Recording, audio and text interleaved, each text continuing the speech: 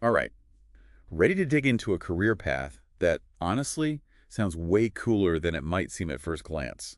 We're talking livestock advisors. Definitely not the first thing that comes to mind when you think exciting career. Right. But we're going to uncover how much more there is to it than, meets the eye, how complex agricultural advice really is, hmm and why it matters for all of us, even if you've never stepped foot on a farm. It's true. So much more to it. I mean, we all picture those idyllic fields, right? When we think about where our food comes from. Totally. But the reality is it's a high-stakes industry, it's tech-driven, and it relies like really heavily on expert guidance. So set the scene for us. When we talk about livestock advisors and optimizing livestock operations, what's actually happening on the ground? Okay, so picture this. You've got this blend of like veterinarian, financial advisor, tech consultant, all rolled into one. Wow. These are the folks advising on everything. Animal health, breeding programs, analyzing market trends, even implementing cutting-edge tech. I was going to say, the research we've been looking at mentions degrees in anything from animal science to ag economics. It's a pretty diverse skill set. Absolutely. Is there, like, one must-have quality that unites all the successful livestock advisors? It's less about one single thing and more about a combo. Deep knowledge for sure, analytical thinking, Okay. but then, this might be surprising, really strong people skills. Really? Because you can have all the technical expertise, right? All the book smarts in the world. But if you can't build that trust, that rapport with farmers, the advice it won't go anywhere. That's true. Building those relationships takes time. Active listening and explaining some pretty complex stuff in a way that, actually makes sense and that the farmer can use. Exactly. It's about guiding them towards the best decisions for their situation. Yeah. And those decisions getting more and more complex, especially with all the tech that's like transforming agriculture. Yeah.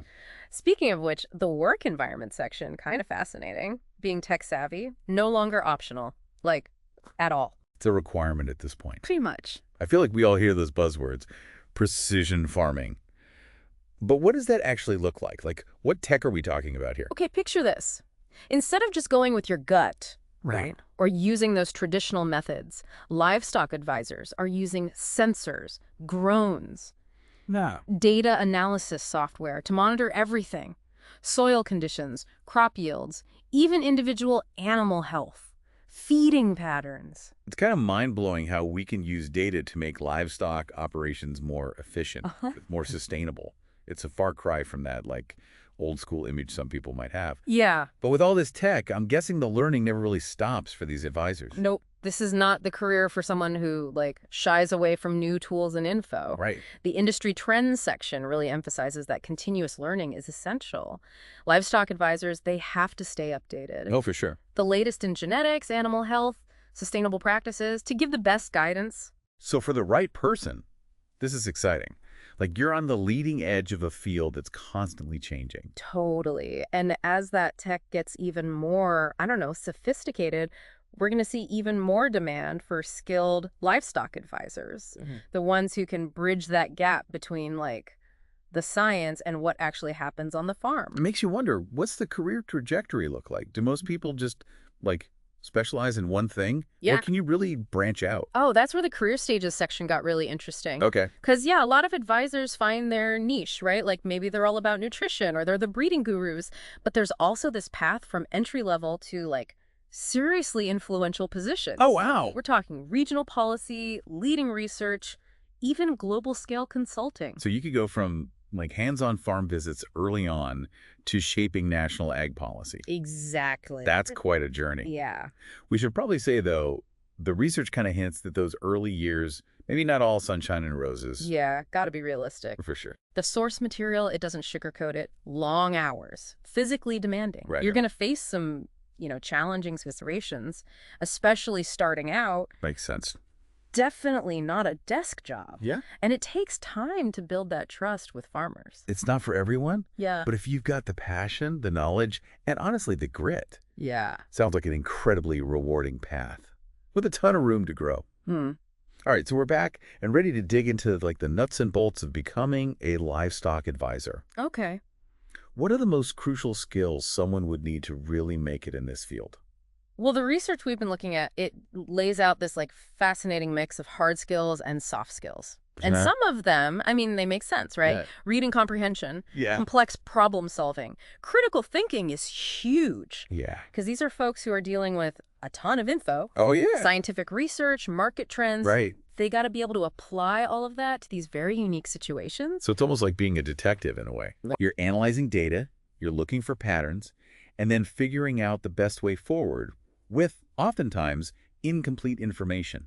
Yeah, and that's where the critical thinking is like essential, right? Right. It's not enough to just know the science. Right. You have to be able to look at all the different options. Yeah. Weigh the risks, the benefits. Sure. Make a good judgment call, even when you're not totally sure what's going to happen. And then, on top of that, be able to communicate all that to the farmer. Oh, 100%. In a way that, clicks. Right, because it's one thing to, like, crunch the numbers. Yeah. It's another thing entirely to explain it so that the farmer understands it, trusts it. And trusts you. Exactly. And that's where communication, those people skills, they can't be overstated. Yeah. The research actually highlights active listening as like a surprisingly crucial skill.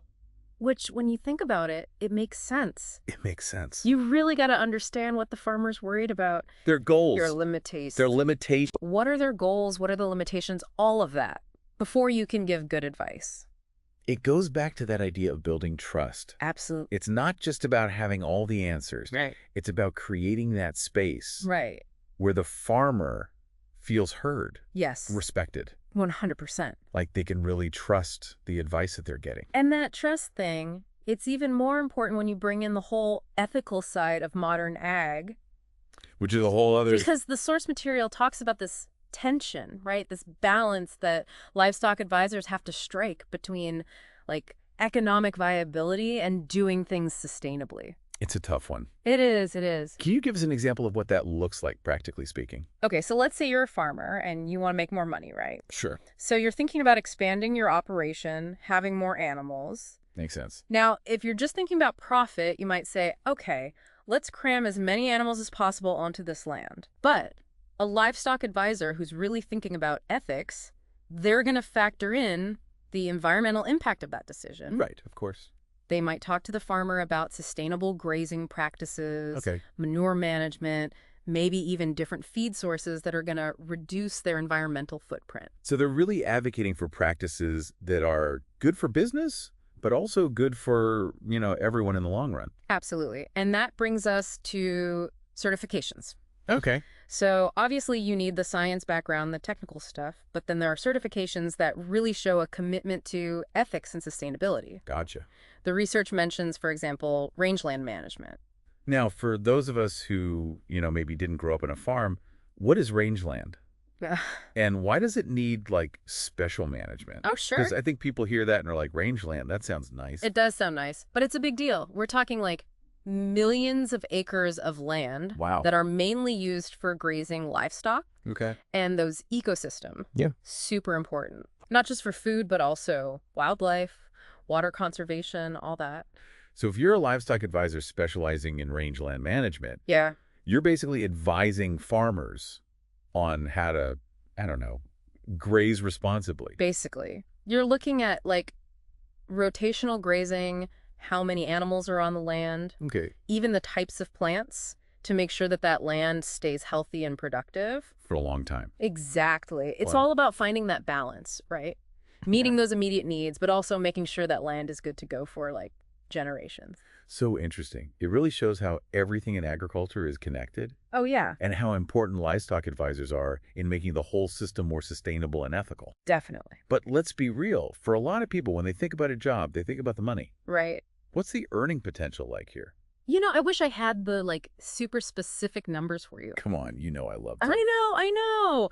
But what the research does say is that experience is everything in this field. Okay, so basically you start out maybe not making a ton, Yeah. but as you gain experience, build up your reputation, maybe even specialize in something, Exactly. then the earning potential, goes up from there. It does. It does. And beyond just, the money, there's something to be said for doing something that really matters, Oh, absolutely. for being part of a system that, like, literally keeps us all alive. It's true. We all got to eat. Exactly. Yeah. Okay, so we've talked about the skills, the certifications, even, how much money you can make. But let's bring it back to our listeners. Okay. Even if someone's not about to trade their, laptop for a pair of coveralls and a herd of cattle, Right. why does this matter? Why should anyone care about livestock advisors? It's a connection we don't always make, but it's huge. Think about it. Every time you pick out, like, some chicken at the store, a gallon of milk, you're basically voting for a certain way of doing things, agriculturally speaking. That's true. And behind those choices, behind the scenes, you've got livestock advisors. Working with the farmers. Exactly, guiding them toward those more sustainable, ethical practices. It's easy to forget there are actual people with, like, expertise behind all that stuff in the grocery store. Right. So how do those decisions, the ones these advisors are making on farms, miles away, how does that affect what we end up seeing, what we buy at the store? Well, the research mentions this whole thing about consumers wanting like grass-fed beef, free-range poultry, organic dairy. Right, it's a trend. And those choices, they reflect this desire for food that's produced in a better way, more sustainably. Okay. And livestock advisors, they're the ones making that happen. Interesting. So it's not just about like how much you can produce anymore. It's about producing it in a way that people actually, I don't know, feel good about. 100%. And it goes even deeper than that because now consumers are thinking about the environmental impact. Oh, for sure, like your carbon footprint. Exactly. Water usage, how the animals are treated. All of that. It all matters. And livestock advisors are helping farmers figure that out.